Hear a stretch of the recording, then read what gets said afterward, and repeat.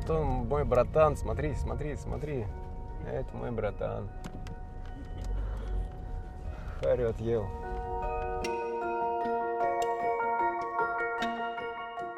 Хочешь руки взять? Хочешь руки взять? Да я боюсь. Да нет, что ты боишься? Кого Он же боишься? легкий. Он же... 5 килограмм. Как, вот так вот нужно? Да, вот так вот делай, они успокаиваются, любят. Вверх-вниз? Ты, кстати, первый из родник ты на руки взял. Серьезно? Ну, кроме мамы тоже.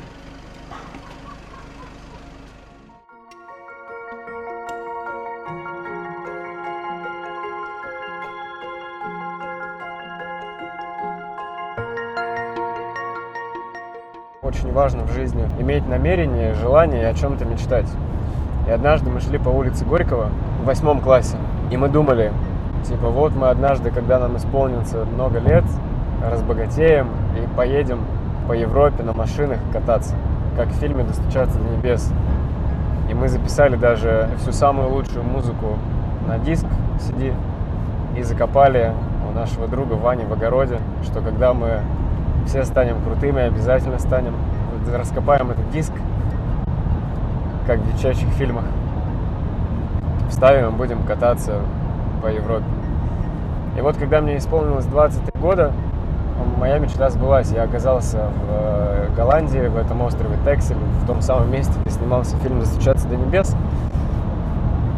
Но со мной не было тех ребят, с которыми я о чем-то мечтал. Да, они немножко по другому пути пошли. И это очень досадно, обидно.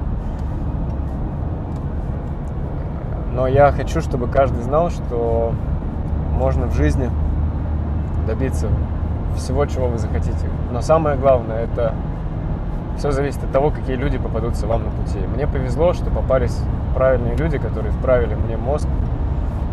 И благодаря им я имею такой результат.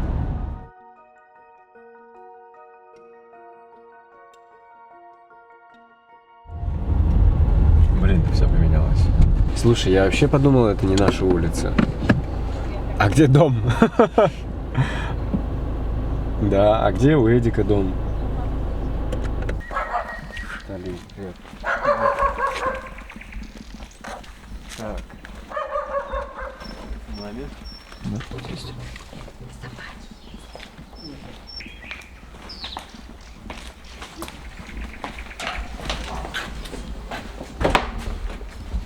Привет.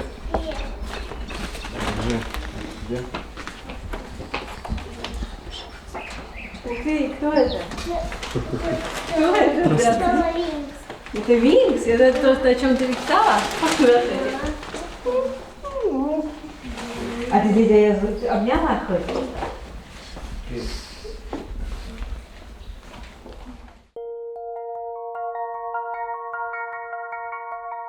Здесь, где гараж, раньше был дом, в котором мы жили. Двухэтажный, большой, деревянный. Это как раз часто вот я рассказывал, что в доме жил, где вместо пола земля была. И это вот он на этом месте стоял, этот дом. И я когда в 15 лет переехал в Ижевск, я как раз уехал из этого деревянного дома. Вот. И там реально не было пола, была земля. Помню, вода замерзала, когда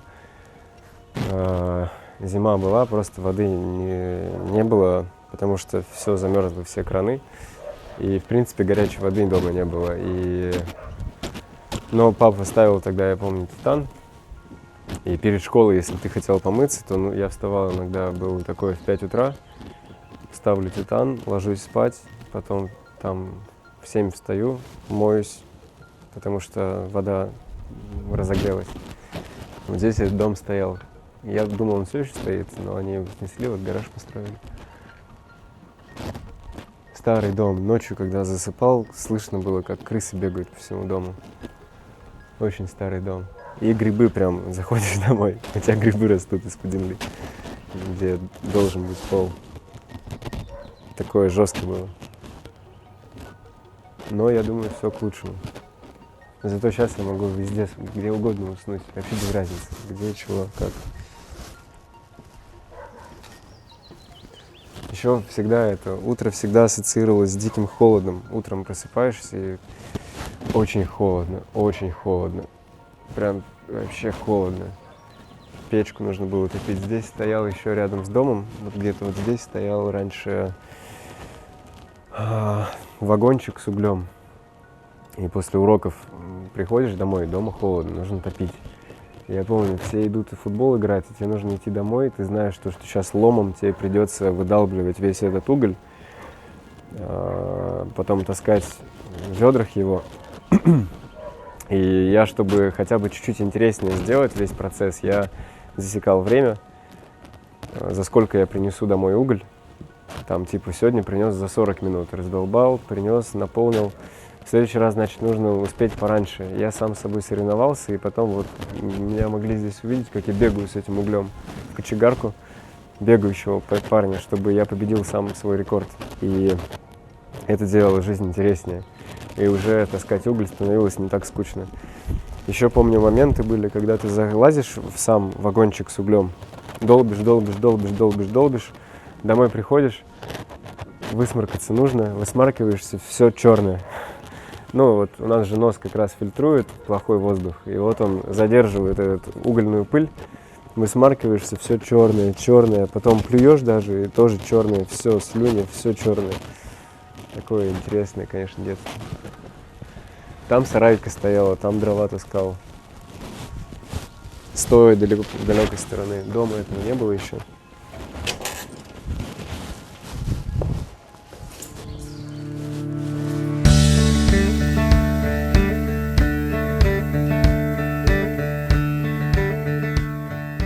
Я помню, первый раз она что-то не заводилась, мы с Денисом ее с горки спускались, чтобы завести. И была одна попытка, считай. Обратно же ее не поднимешь. Главное, чтобы не заглохла. Я погазую немножко на ней. Она реально же как Феррари прям работает.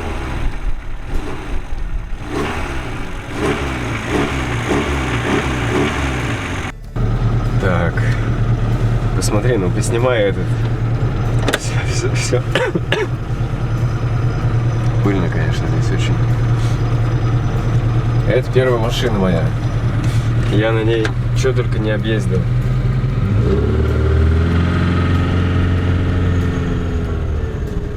Ну реально, я и в Ижевск на ней гонял, в Пермь на ней гонял, по Куйде, в Башкирию, везде. Вот если ты научился на этой машине ездить, а она такая всегда была в таком состоянии, то ты на чем угодно сможешь ездить.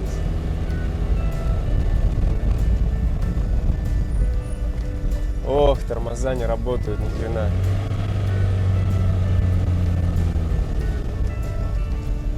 Иж-Ода.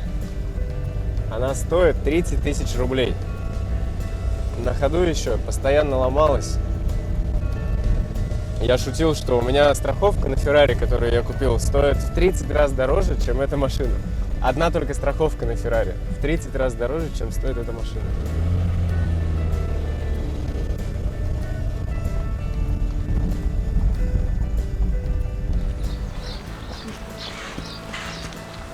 Сейчас мы окажемся в цехе, где делался лимонад. Чем отличается сейчас наш лимонад от других лимонадов, да, тем, что он готовится на натуральном сиропе, да. То есть у нас даже на заводе женщина работает 35 лет, она 35 лет сама вот варит сироп, наш настоящий натуральный сироп. Это то, с чего и начиналась история блога моего ВКонтакте.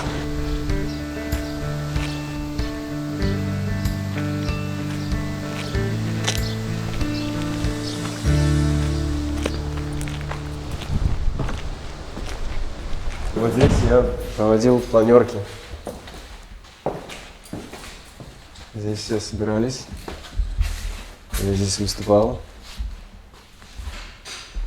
Говорил планы, сколько произвели, сколько продали, какие планы. Я помню, после первого такого собрания там много всего наговорили мне плохого.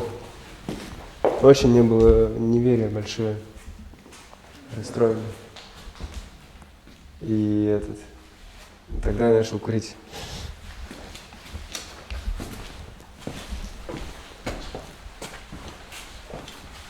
Запах тот же.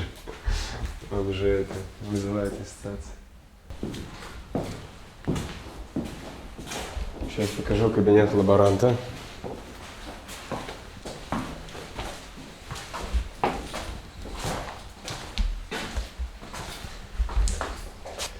Здесь у нас лаборант был.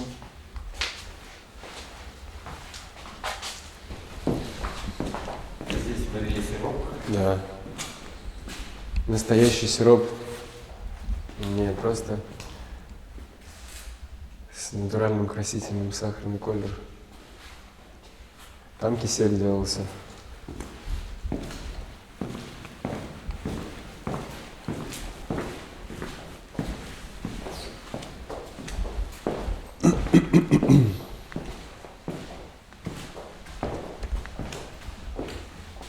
Здесь фасовали кисель.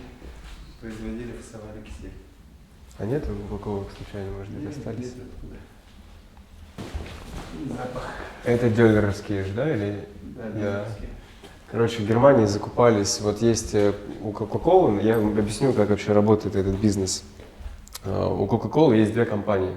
Coca-Cola ботлеры, те, кто занимается розливом. Есть вторая, которая занимается производством сиропа. И у нас, по сути, было то же самое. Мы занимались розливом, а производством сиропа занимается компания Döller.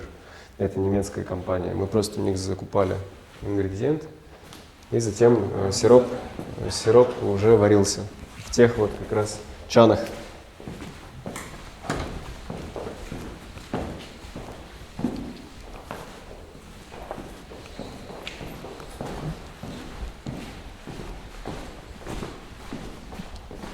О, как я уже забыл, как называется. Здесь бутылки мылись, помню, стеклянные, прямо в ванной.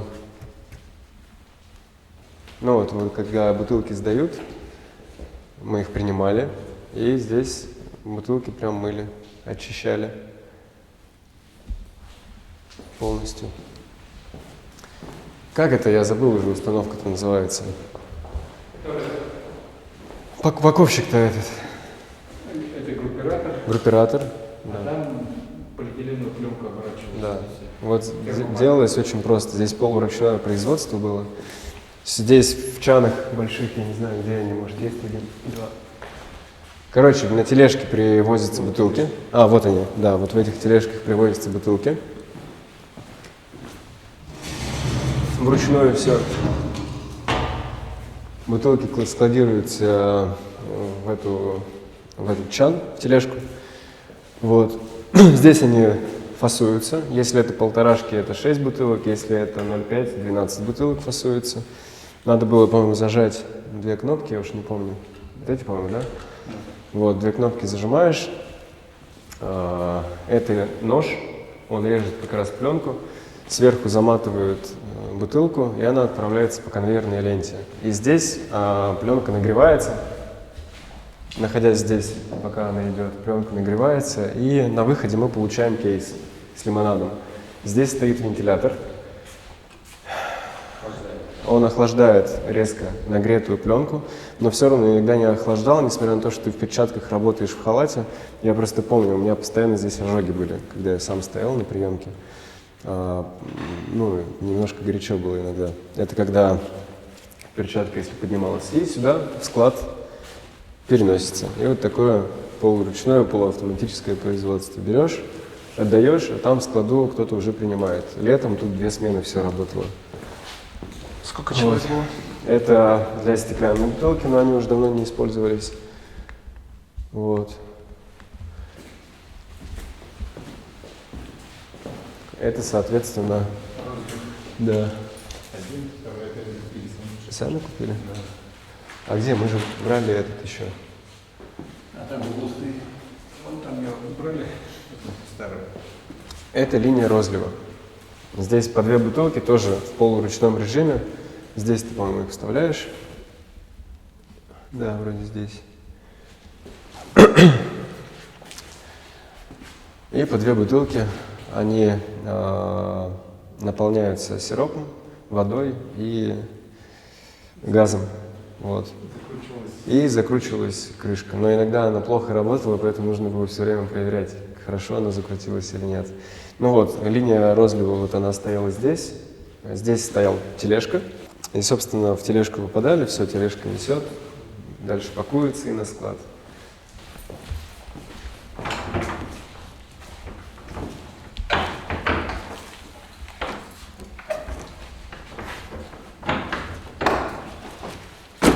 Если что, здесь это можно так провесить. Окна нет. Здесь инженер был.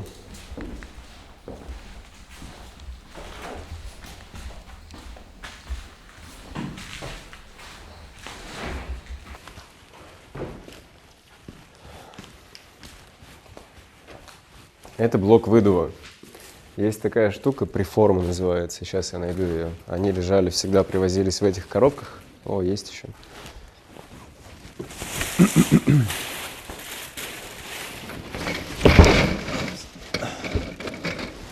Это преформа.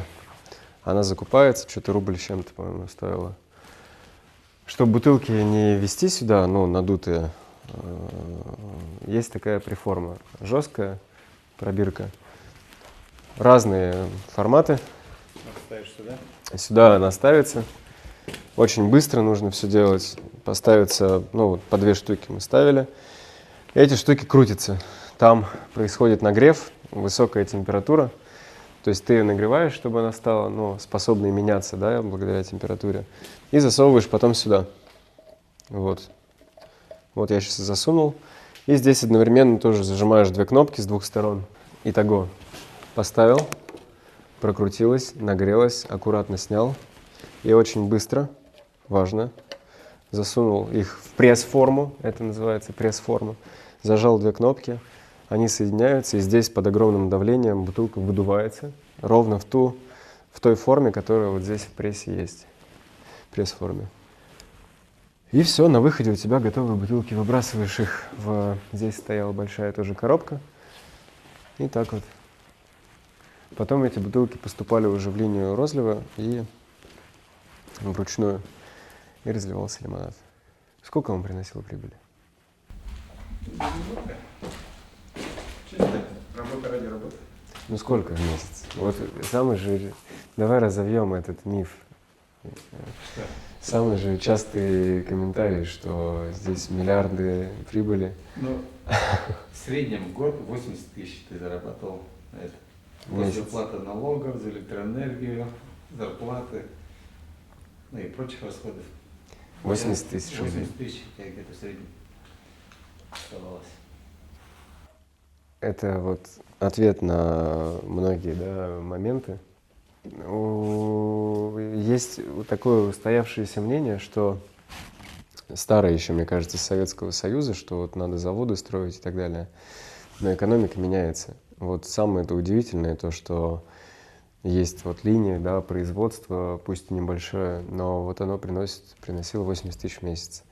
А ты начинаешь развиваться в сфере услуг. Вот у нас реально кофейня на Советской, ну, на сегодняшний день приносит в 3-4 раза больше. Есть понятие такое невидимая рука рынка. Вот она сама диктует, куда нужно лезть. Ну, собственно, где высокая маржа, значит, там и есть сейчас спрос, туда и нужно залезать. Вот. Я помню, эти пресс-формы заказывал и делали полгода. Ну, ты менял просто линейку, у нас были пресс-формы. Да. Одна пресс-форма вообще мы ни разу не использовали. Нулевая она. Потом ты еще поменял, новые сделали. Но она рентабельна, вначале она была рентабельна как бы. А потом все меньше и так падает. Потом ты ее поднял опять. Мы когда пришли, здесь полов не было. Или вообще. Что? Когда мы пришли сюда, я говорю, полов не было вообще. Бетон был. Здесь такой этот.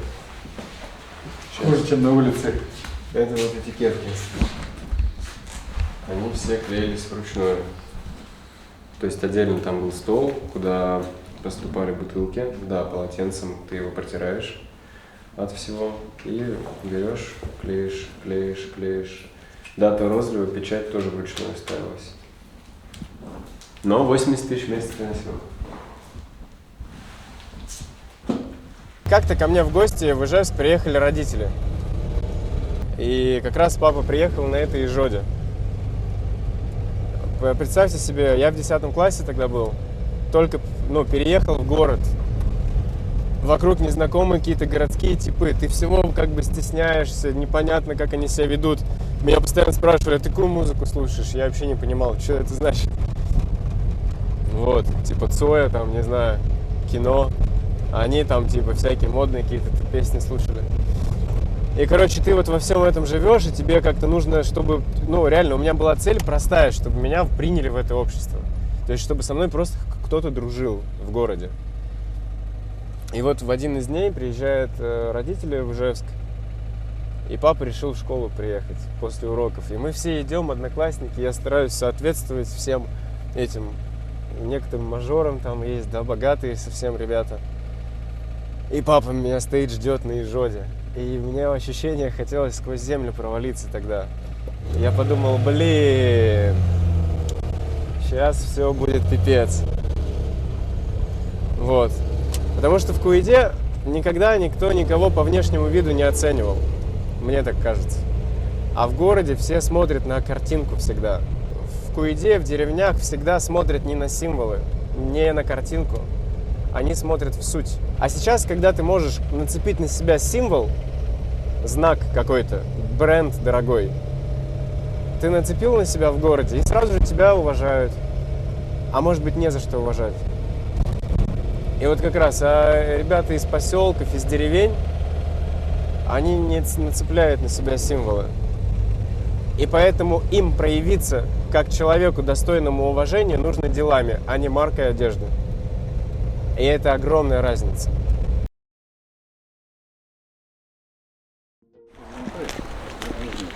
Завтра с утра давай. Это здесь бабушка. Старшая была, у меня тоже. Мы сюда в баню ездили каждую неделю в детстве. Я здесь жил еще много. Меня родители сюда сдали однажды. Я тут столько времени прожил мелким. Корову доил, там что-то бегал, сносился. Вот. Чего, идем, может, потом походим? Короче, вот эта баня. Здесь мы мылись. Я сейчас вхожу домой, дома 2 раза в душ. А когда в Куиде жил, у нас нормально считалось, 1 раз в неделю сходил, помылся в баню, и все, неделю ходишь. Потом раз в неделю, прошла неделя, снова сходил в баню, и вот так раз в неделю моешься. Вот, ходили к бабушке все время. Ну там огород, сарайку я показывал. Сейчас, к сожалению, уже коров нет, но раньше коровы еще были, телята, курицы. Куриц тоже нет уже, да? Еще не успела. Она каждый год будет?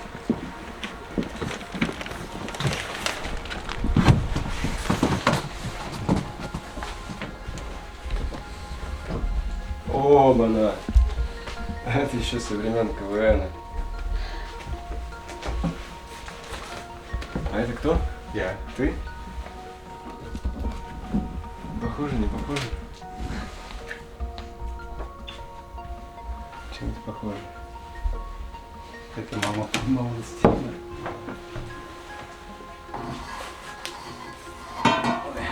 Ну, с Владом, конечно, сильнее.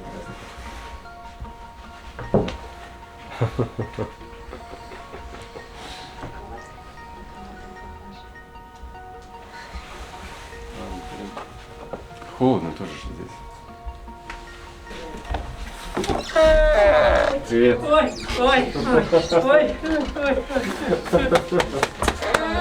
Ой, молодая, ничего не приезжает, я соскучилась.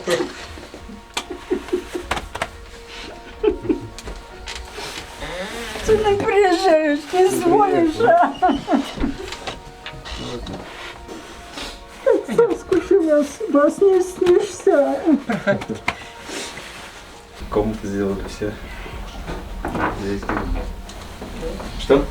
Не хочешь переезжать, говорю? Старое место, привычное все. Менять обстановку на старости не хочет. Ну, я также всегда думаю. Некоторые говорят, надо это. Садитесь. Айда. Сейчас. Молодцы, что приехали. Роберт по 9 Проверяли. будет, Рожка 10 будет в декабре. Они друг за другом, сын. Такие дела. Ну, терять, конечно, тяжело. И не дай бог. Но это жизнь. Все равно когда-то такое случится. Хоть со всеми. Да, все мы туда пойдем, да. Но не все вместе. Кому сколько присуждено. Эта жизнь так устроена. Ничего не скажешь. А в данный момент, слава Богу, живы-здоровы все. Сегодня Залимхан тоже об этом говорил. Да, Алихан-то наш. Галихан. Галихана. Да. Что надо здесь все подготовить. Да. Каждая эта минута все может изменить. Это жизнь такая. За минуту может все. Вот дороги ездите, чтобы вас Аллах, Бог, чтобы сохранил. Всегда, чтобы зеленый свет был. Я всегда так говорю. Ночь был вам светло, по ночам ездите, чтобы вас Бог берег. Дай Бог, вот вы ездите, работаете, что это в руки Бога.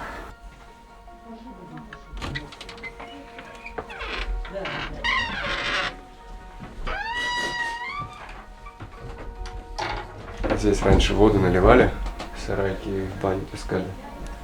Здесь изменилось уже много всего. И папа сделал сейчас баню прямо здесь, ну, сауну для бабушки. Сейчас уж та баня не работает, поэтому здесь внутри. Туалет раньше на улице был, сейчас уже внутри даже. Вот бабушке все уже подготовили, хотели ее перевести, чтобы она переехала в более комфортные условия, но она не хочет уезжать. Ни в какую вообще. Говорит, нет, я здесь, не надо.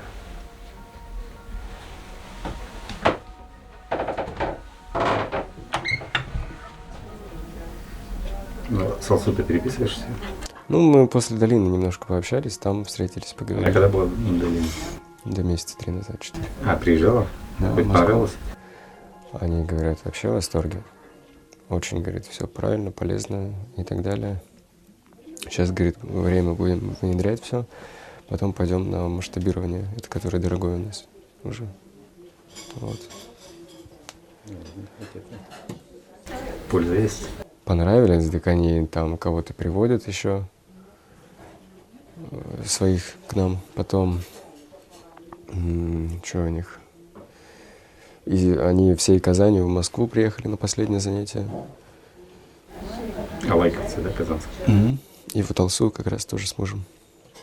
Ну, у них же сети автошкол еще. А у нас же тоже есть школа в Казани. У них сеть автошкола, они с ней именно пришли. Они говорят, типа, вот мы по-старому работали, сейчас видим, уже что-то не идет рост, надо переучиваться. Вот, говорит, пришли. Говорят, полезно очень. Я же всегда очень боюсь, переживаю. Вот, они говорят, все классно. Ну, пообщался с ней? Да, да. Я в сентябре хочу приехать, осенью. Хорошо? В сентябре? Да. Приезжай, Варя, Что-то приезжай. там звонит. Пока живые, давай увидимся, пощаще. Давай, а я к нам. Давай.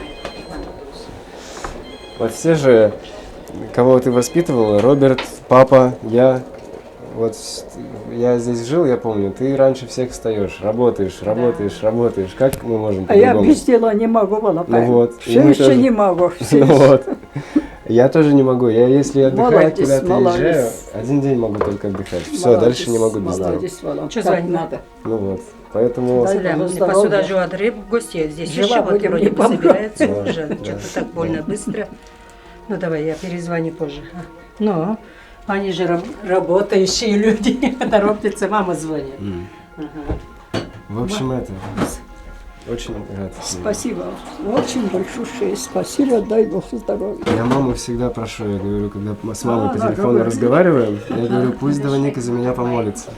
Молится, Валяс, постоянно, она поминает, постоянно. Давай. Счастливо, Володя. Ладно. Счастья, здоровья. Сейчас покажу, где мы барана резали.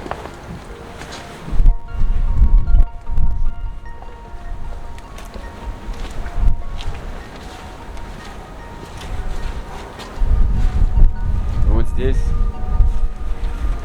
мы резали барана. там я снимал, помню, с него шкуру. А когда ты в детстве, вот сейчас, наверное, многие не понравится это.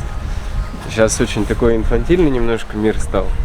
В детстве вот нас выводили, прям смотрели, вот Курбан-Байрам, там надо барана резать, праздники все. И это было, вот, когда режешь барана, самое такое важное. И ты с детства к этому привык. А потом, когда я в город переехал,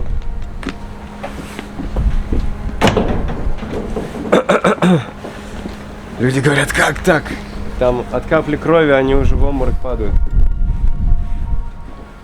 Я поэтому вот считаю, что многие люди, они, которые приехали из деревни в город, они очень продвигаются, потому что здесь сохранились важные институты культурные, которые тебя к жизни приучают. Вот я показывал здесь дядю, его, к сожалению, нет в живых уже, но он был очень крутой мужик, и он в детстве тоже был у бабушки, ну, у прабабушки, получается, и хотел играть возле колодца. И все переживали, что колодец глубокий, утонет, еще там упадет, не дай бог. И сказали, типа, в колодец не лезь, там типа черт, там шайтан. И вот что он сделал?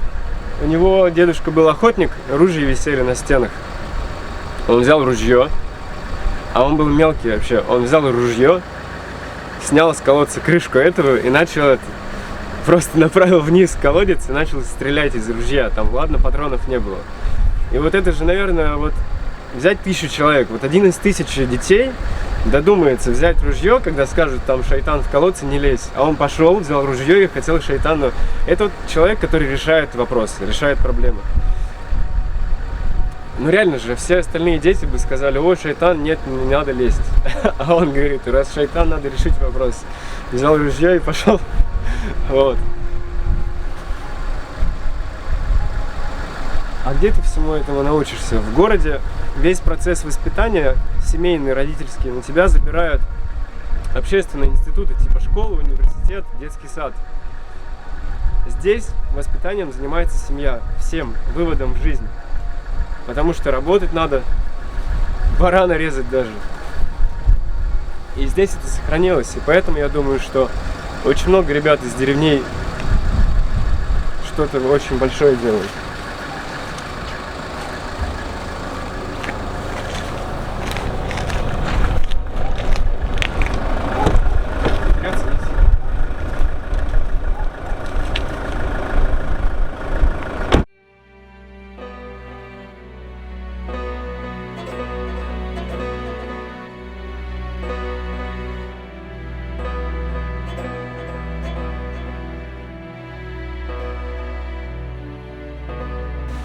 Спасибо, что пришли, помогли, мечети.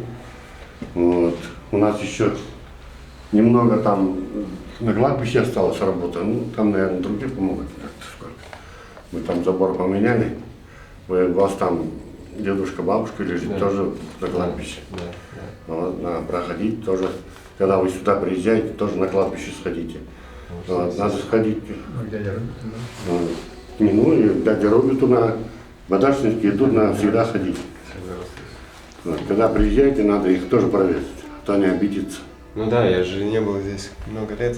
Сейчас, а то вы почаще бываете, тут прям быстро прошлись и все, уехали. Они скажут, а вот к нам не зашел. Да. Надо проходить тоже туда, вот, смотреть. Вот. Мы когда-то все равно там будем, сами. Не оттуда мы никто не уйдет. Мы сами там будем когда-то.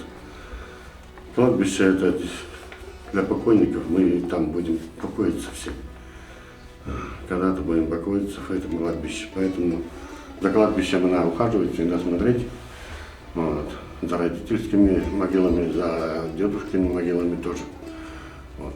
И надо вести свою веру.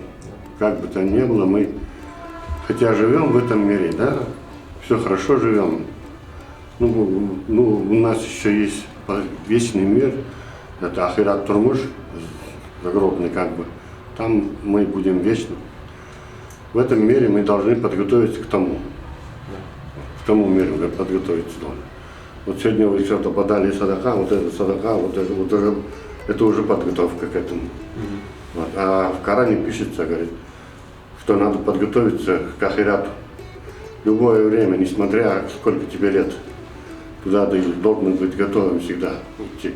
Когда Всевышний позовет, ты все там окажешься. У мусульман есть, ну как можно сказать, обряд, называется никах. Это как можно сравнить с венчанием, когда люди женятся, они обязательно в мечети читают никах с своей женой, с мужем. Вот, и это считается важнее, чем просто регистрация в браке. Называется никах. И я думал, что я когда женюсь, у меня будет 3 свадьбы. Одна здесь в Куиде, где никах нужно прочесть. Одна с друзьями, со всеми близкими где-нибудь, ну уже в Москве или в Ижевске. Я думал, а 3-я уже вдвоем, уже без никого, где-нибудь в прекрасном месте.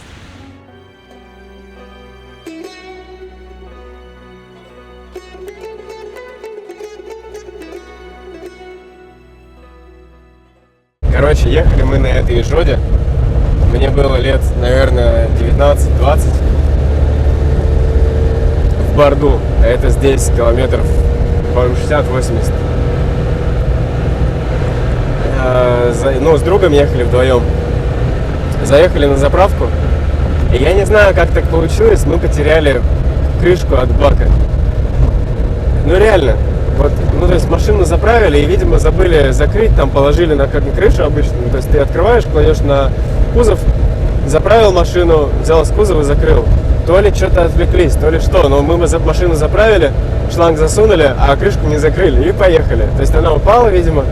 И потом мы только заметили, нам там на трассе показали, типа, у вас нет бачка, открыт бензин бак. И мы думаем, капец, то есть мы едем с открытым баком бензина, надо его закрыть чем-то. И мы ничего умнее не придумали, чем купили, короче, туалетную бумагу в магазине, рулон. А это же бумага, она как бы если соприкоснется с водой, наполняется, и мы подумали, ну типа нормально. Но это самый идиотский поступок, наверное. И мы доехали до Куиды, где у нас вместо крышки торчало из машины рулон туалетной бумаги, который закрыл. Идиоты мы те еще, конечно, это школа моя.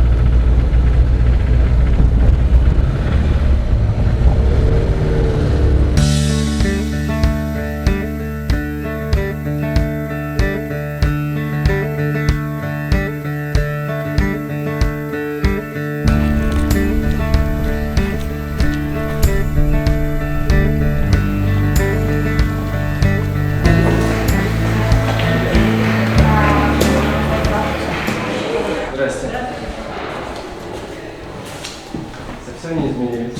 Это кажется, я постарела намного лет. Спасибо большое. Все у нас хорошо, все по плану. Да, ну, вы раздевайтесь, снимайте курточку.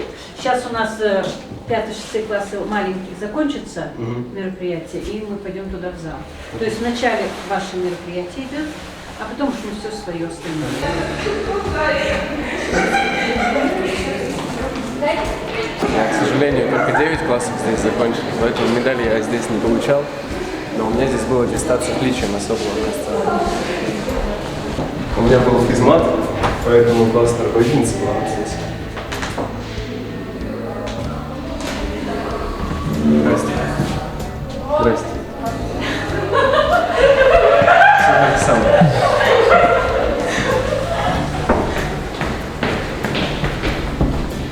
Здесь был английский.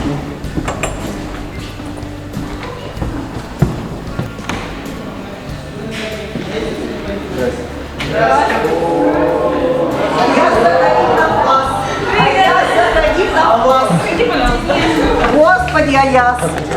Как дела? Как я рада! Это я Шабудина, познакомьтесь. Я тебе показываю другую парту, где ты там сидел.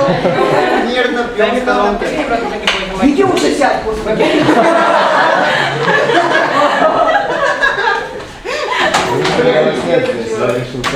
Все равно подойти, молодец, Аяс, как я рада тебя видеть, господи. Я хотела 1 сентября, думаю, у меня придут новые дети, в новый класс. И позову Аяза, чтобы он рассказал немножко, ну, о себе, о том, что надо всегда ставить цель, двигаться к этой цели. Как ты меня смотришь? Но, говорит, я не могу, не успеваю. Потом решили второй раз, ты должен получить. Но я так рада, что ты сегодня к нам приехал. Вообще невероятно.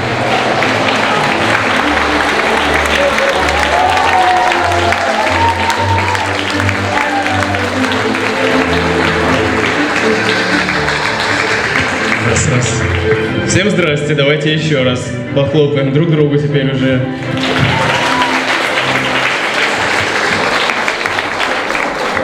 Сейчас проверим несколько вещей. Супер.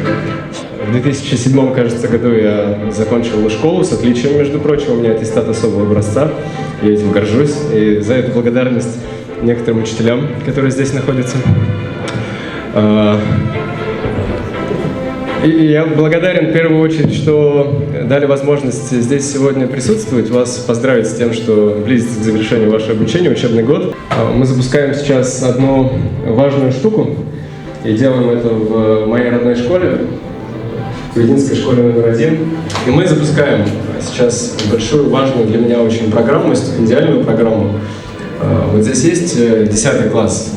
Ребята, можете руки тоже поднять? Это прежде всего касается вас. 8 класс есть? Супер, вас тоже. Это программа, в которой лучшие ребята будут получать от меня стипендии. Вот. Мы делаем это впервые и хотим в будущем сделать это по всей России. Вот. И вы сможете в этом принять участие.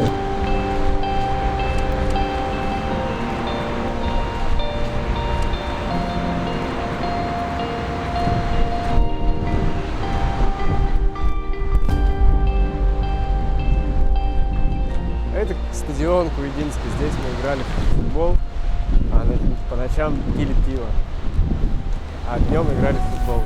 Но с этим стадионом связано еще одно событие. Здесь однажды был большой праздник, День города, День поселка.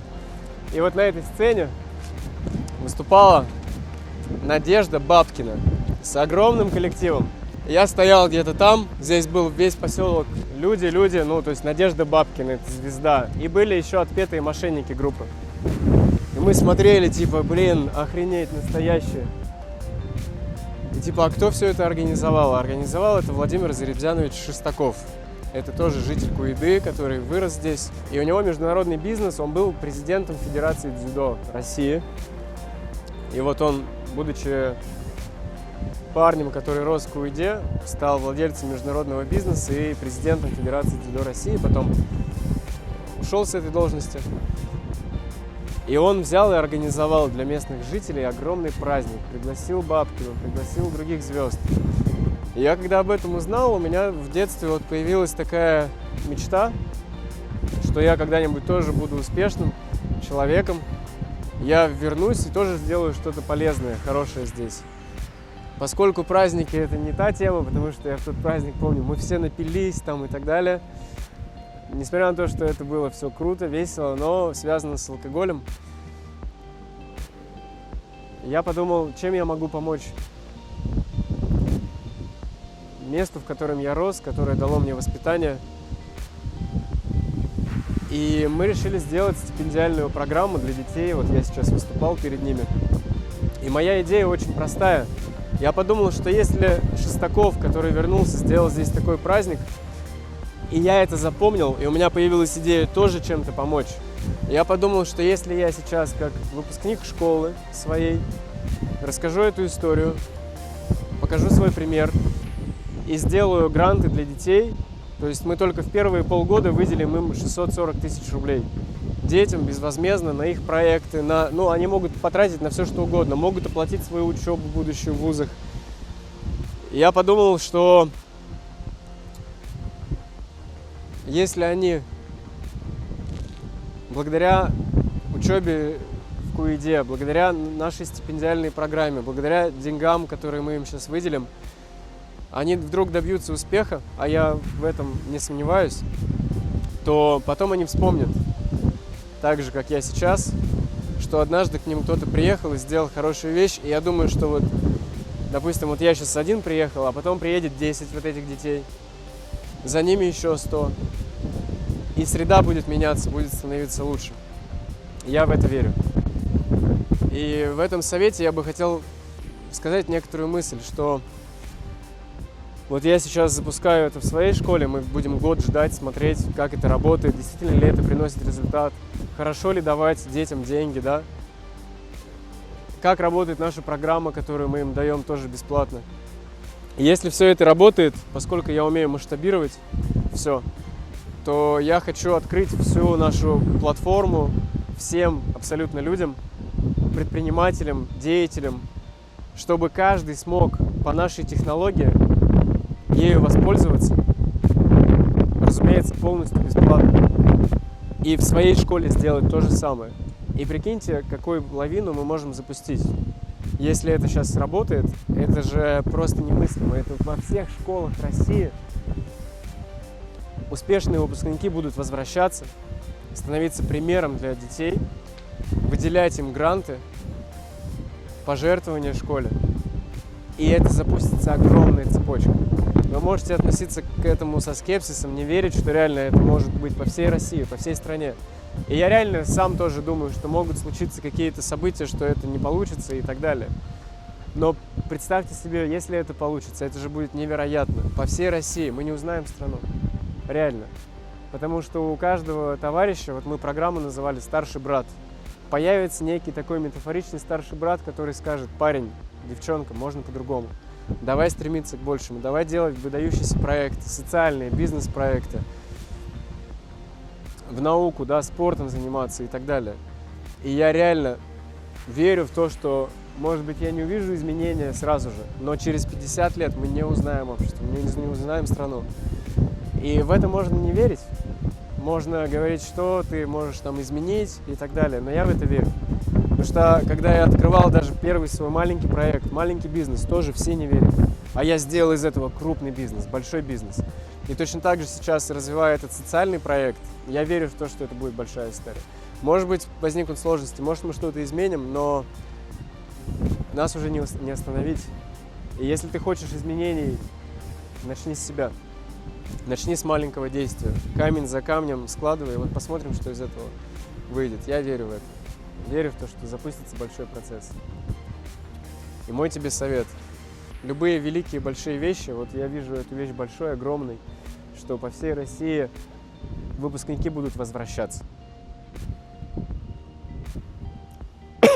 Ведь мне один из моих менторов говорил, что на школьника влияет учитель, одноклассники, там еще что-то. Но самое большое влияние на школьника оказывает выпускник, который из того мира студенчества, бизнеса, который учился, он вернулся и говорит: ребята, все будет зашибись. Я здесь учился, я гарант, что здесь нормально учат. Учитесь, делайте, добивайтесь больших результатов. И я верю, что, прикиньте, в каждой школе дети будут возвращаться в свою школу. Вот те, кто меня смотрит, начните уже сейчас это сделать. Тем более, что вот сумма, которую мы в виде грантов определили в ближайшие полгода, это 640 тысяч рублей. Я абсолютно уверен, что для многих предпринимателей это не такая большая сумма. Плюс можно, если вы объединитесь с другими предпринимателями вашей же школы, вы можете просто скинуться. Все вместе скинулись и сделали эту программу для детей. Вот. Мы с всей технологией готовы полностью поделиться. Но пока мы хотим посмотреть, что из этого получится. Памятное место. Очень хорошо здесь. Я здесь нес караул. Вот там на 9 мая стоял в военной форме. Помню. На этой сцене выступал. КВН мы здесь играли тоже. В театре играл.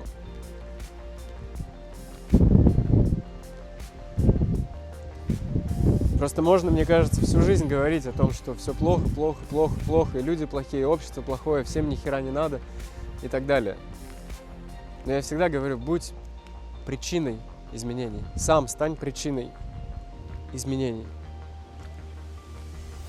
При этом не надо сразу бросаться там